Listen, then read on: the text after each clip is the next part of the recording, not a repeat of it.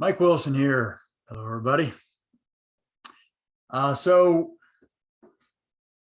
there's a lot of changes that I would love to see, but probably the biggest one is for those folks who stutter, or their parents in some cases that are helping to make the decisions.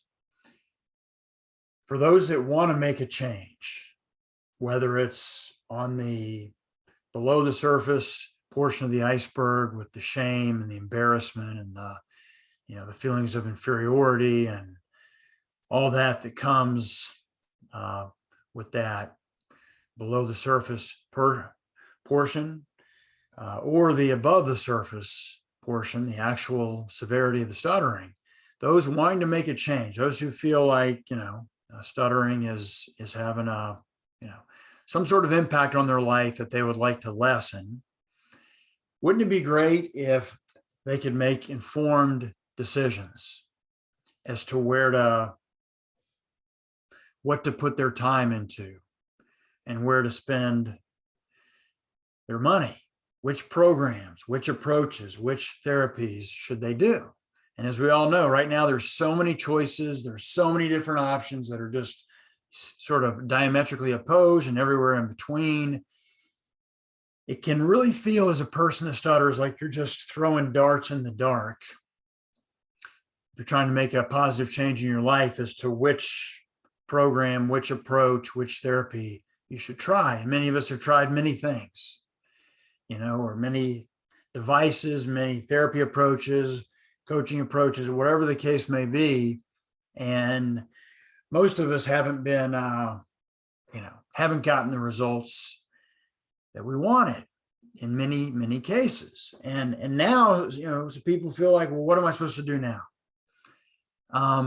So how would we create a world where folks who stutter and their parents can make better decisions, informed decisions? Well, what about having third-party, independent, professional researchers in stuttering research a wide variety of these programs and approaches, and actually submit these different approaches and programs to scientific scrutiny. Now, how would we measure that, right? How could we measure it? Because you'd have to measure it in a way that was objectively, and evenly applied to all the different programs or approaches that you're measuring. So there are some really good surveys out there. For example, with measuring the below the surface portion of the iceberg, there's some really good surveys like OASIS or like 4S, which is the stuttering perceptions scale of the person who stutters. These are solid ways to measure that. The above the surface portion of the iceberg, the actual stuttering and the severity, obviously you can measure that by just measuring the amount of struggle and stuttering that happens. And I would say don't measure it in the clinic, because many of us who stutter can use the technique that the therapist has taught us, or the coach or peer mentor has taught us. We can use it just fine when we're in the comfort zone with the therapist, but you walk out of the room and it falls apart. So don't measure it in the clinic or in the the help session, but measure it out in the malls, on the streets, out in the real world, making phone calls to hotels and restaurants, talking to non-stuttering people. That's a much more accurate way to objectively see what kind of impact a particular program has had on someone's actual stuttering. For those who want that, some aren't going for that. And that's the thing. Different people that stutter are going for different things. So,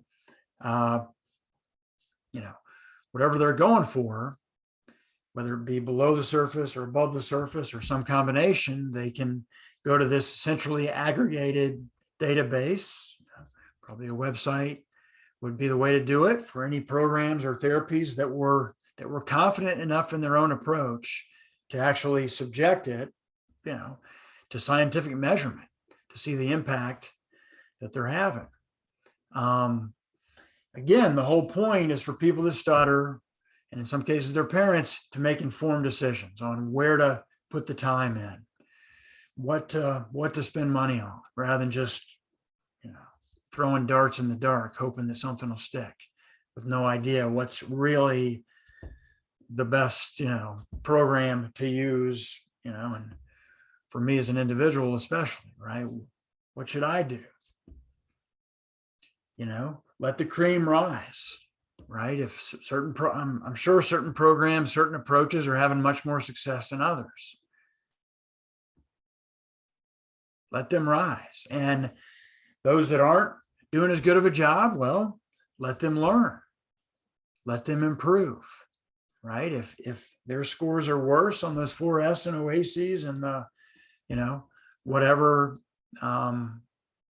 things that they're trying to have an impact on, below the surface or above the surface, well, it's good for them to know that, not just keep doing what they're doing and not helping much.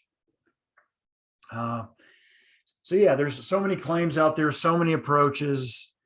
Wouldn't it be great if folks who stutter could make informed decisions based on science? I'd love to see a new era that's based on science, where folks who stutter actually have good data to make good decisions. Thanks for listening. ISAD to 2021. Bye for now.